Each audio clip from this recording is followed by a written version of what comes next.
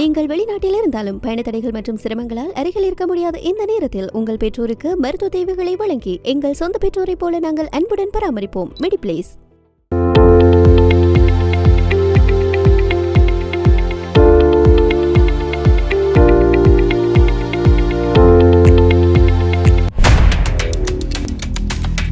பாகிஸ்தானின் இஸ்லாமாபாத்தில் நடைபெற்ற அமைதி பேச்சுவார்த்தைகள் உடன்பாடின்றி முடிவடைந்ததை தொடர்ந்து ஈரானின் அனைத்து துறைமுகங்களையும் முற்றுகையிடப் போவதாக அமெரிக்க இராணுவம் அறிவித்திருப்பதாக ஊடகங்கள் செய்தி வெளியிட்டிருக்கிறது.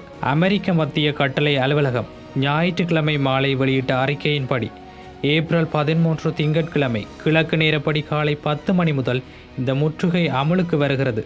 ஈரானிய துறைமுகங்கள் மற்றும் கடலோர பகுதிகளுக்குள் நுழையும் அல்லது அங்கிருந்து வெளியேறும் அனைத்து நாடுகளின் கப்பல்களுக்கும் இந்த முற்றுகை பொருந்தும். ஹோர்மூஸ் நீரிணை வழியாக ஈரானியர் அல்லாத பிற நாட்டு துறைமுகங்களுக்கு செல்லும் கப்பல்களின் சுதந்திரமான போக்குவரத்தில் அமெரிக்க படைகள் தலையிடாது என அறிவிக்கப்பட்டிருக்கிறது. இது முழு நீரிணையையும் முற்றுகையிடுவோம் என்ற ஜனாதிபதி டொனால்ட் ட்ரம்பின் முந்தைய எச்சரிக்கையிலிருந்து சற்று மாறுபட்ட நிலைப்பாடாக கருதப்படுகிறது. அமெரிக்காவின் இந்த அறிவிப்பை தொடர்ந்து உலக சந்தையில் கச்சா எண்ணெய் விலை பாரிய அளவில் அதிகரித்திருக்கிறது. அமெரிக்க மசகு எண்ணெய் 8% அதிகரித்து ஒரு பீப்பாய் $104.24 உயர்ந்துள்ளது. பிரெண்ட் மசகு எண்ணெய் 7% அதிகரித்து ஒரு பீப்பாய் $102.29 பதிவாகியுள்ளது. அமெரிக்காவின் இந்த முற்றுகை முயற்சிக்கு ஈரானின் இஸ்லாமிய புரட்சிகர காவற்படை கடும் எதிர்ப்புகளை தெரிவித்திருக்கிறது. ஏப்ரல் 22 வரை அமுலில் இருக்க வேண்டிய அமெரிக்க ஈரான் போர் நிறுத்த ஒப்பந்தத்தை இந்த முற்றுகை மீறுவதாக ஈரான் குறிப்பிட்டிருக்கிறது.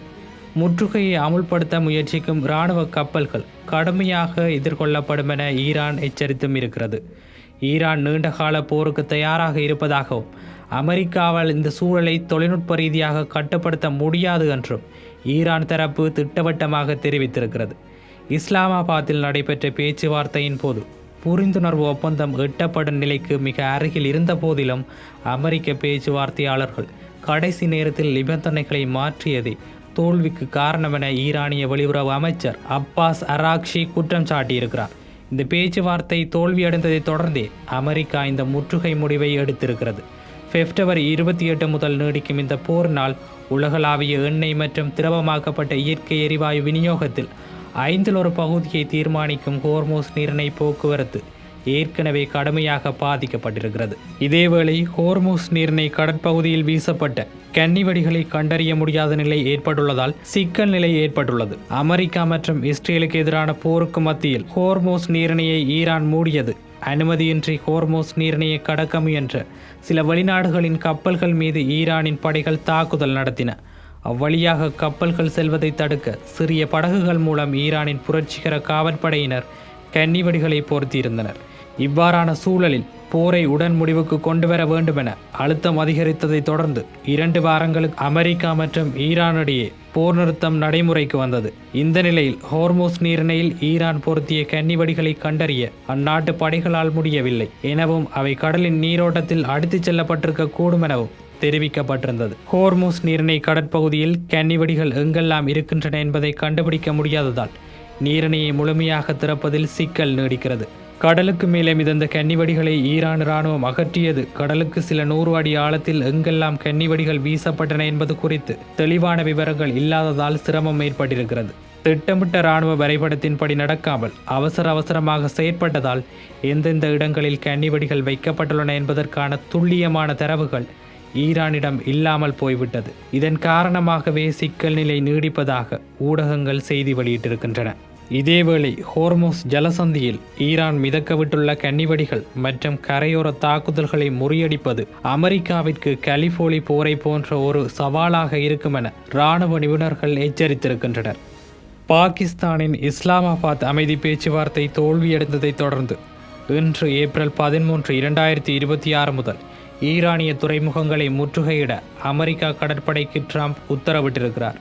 இந்நிலையில் ஹோர்மூஸ் ஜலசந்தியை கைப்பற்றுவது என்பது அமெரிக்காவிற்கு பாரிய சவாலாக இருக்கும் என இராணுவ நிபுணர்கள் எச்சரித்திருக்கிறார்கள். எண்ணெய் டேங்கர் கப்பல்கள் மீது ஈரான் நடத்தும் சிறிய அளவிலான தாக்குதல்கள் கூட உலக சந்தையில் கச்சா எண்ணெய் விலையை விண்ணை தொடச் செய்ய போதுமானதாக உள்ளது. தற்போது ஹோர்மூஸ் ஜலசந்தி வழியாக செல்லும் சீனா உள்ளிட்ட சில நாடுகளின் கப்பல்களுக்கு மட்டும் ஈரான் அனுமதி அளித்துள்ளது. பிற நாட்டு கப்பல்கள் தங்களை காப்பாற்றிக் கொள்ள சீனா அடையாளங்களை பயன்படுத்தும் நிலைக்கு தள்ளப்பட்டிருக்கின்றன. ரஷ்யா மற்றும் சீனா ஆகிய நாடுகளின் மறைமுக ஆதரவுடன் ஈரான் தனது பிடியை வலுப்படுத்தி வருவதால் அமெரிக்காவின் கடற்படை முற்றுகை என்பது ஒரு நீண்ட கால போர் நெருக்கடிக்கு இட்டுச் செல்லும் என அஞ்சப்படுகிறது. இந்த நிழல் உலக இராணுவத்தின் பிடியிலிருந்து ஹோர்மோஸ் ஜலசந்தியை மீட்பது அமெரிக்காவிற்கு ஒரு இமாலய சவாலாகவே நீடிக்கிறது. இதேவேளை ஈரான் அமெரிக்கா கடந்த செவ்வாய்க்கிழமை மாலை போர் நிறுத்தம் அறிவிக்கப்பட்டதிலிருந்து ஹோர்மோஸ் நீரிணை வழியாக குறைந்தது 60 கப்பல்கள் கடந்துள்ளதாக சர்வதேச தகவல்கள் தெரிவித்திருக்கின்றன. ஈரான் மீதான கடல்சார் முற்றுகையை அமெரிக்கா அறிவித்துள்ள நிலையில் அதனையும் மீறி ஈரானிய கொடியுடன் கூடிய 3 கப்பல்கள் ஹோர்மோஸ் நீரிணையை கடந்து அரபிக் கடலுக்குள் நுழைந்துள்ளதாக தகவல்கள் தெரிவிக்கின்றன.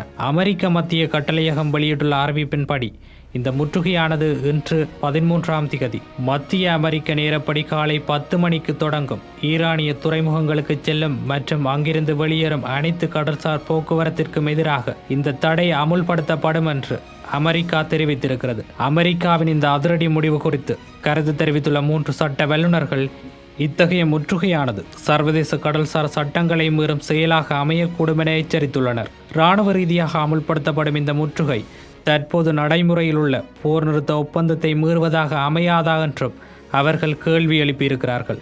கடந்த செவ்வாய்க்கிழமை மாலை போர் நிறுத்தம் அறிவிக்கப்பட்டதிலிருந்து ஹோர்மோஸ் நீரிணை வழியாக குறைந்தது 60 கப்பல்கள் கடந்துள்ளன.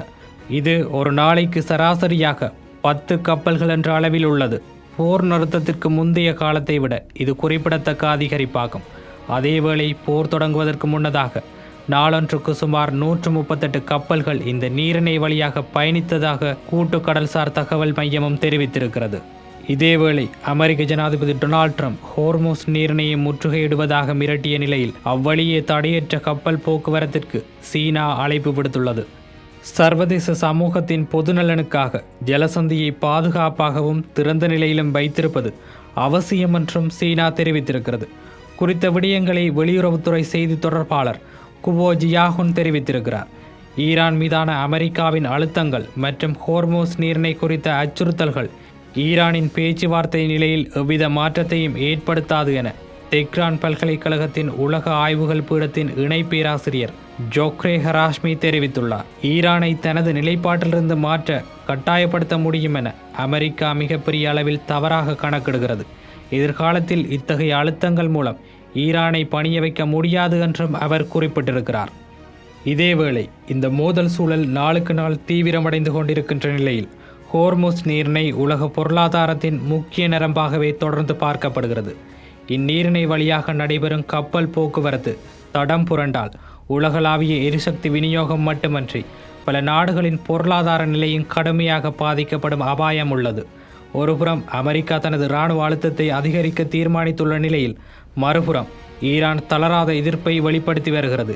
இந்த நிலைமை நீடித்தால் பிராந்திய மோதல் ஒரு விரிவான சர்வதேச மோதலாக மாறும் அபாயம் குறித்து உலக நாடுகள் கவலை வெளியிட்டு வருகின்றது.